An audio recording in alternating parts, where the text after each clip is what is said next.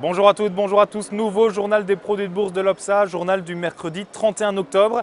Avec mardi en France, une mauvaise nouvelle pour le groupe de pneumatiques Michelin. Malgré des résultats trimestriels en hausse et des ventes notamment en progression de 2%, Michelin a dû revoir ses objectifs annuels à la baisse. La faute à quoi? La faute aux devises et à ce taux de change très élevé pour l'euro. Un euro élevé qui a des impacts négatifs sur les activités de Michelin, un impact chiffré à 228 millions d'euros en ce qui concerne les ventes, à 150 voire 250 millions d'euros en ce qui concerne le résultat opérationnel. Autrement dit, cela vient freiner ce qui ressemblait pourtant à une reprise pour Michelin. Michelin qui, mardi soir à Paris, perdait 3,62% pour un titre à 76,78 €. Les autres valeurs automobiles, elles, se portaient mieux. Renault et Peugeot continuaient de progresser, de 0,60% pour Renault, de 1,10% pour Peugeot.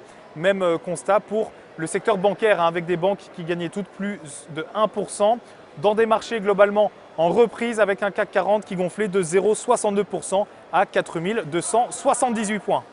Ici, maintenant, aux États-Unis, nouveau record pour le S&P 500. Troisième record consécutif établi autour des 1770 points dans des marchés donc dans le vert, boosté notamment par le secteur des télécoms.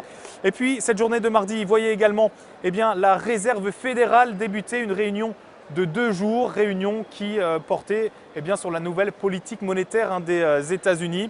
On va donc peut-être savoir mercredi soir quelle sera la date de mise en place de cette nouvelle politique monétaire.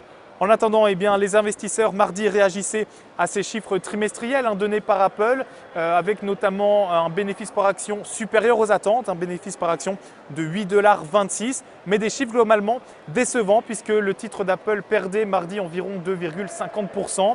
Et puis réaction également à la séance de mardi à une pluie de statistiques, des statistiques décevantes. L'indice des prix à la production qui ne progresse que de 0,3% au mois de septembre. Les ventes au détail qui, elles, chutent de 0,1%. Et puis la dégringolade pour l'indice de confiance des consommateurs puisqu'il passe de 80,2 à 71,2 points.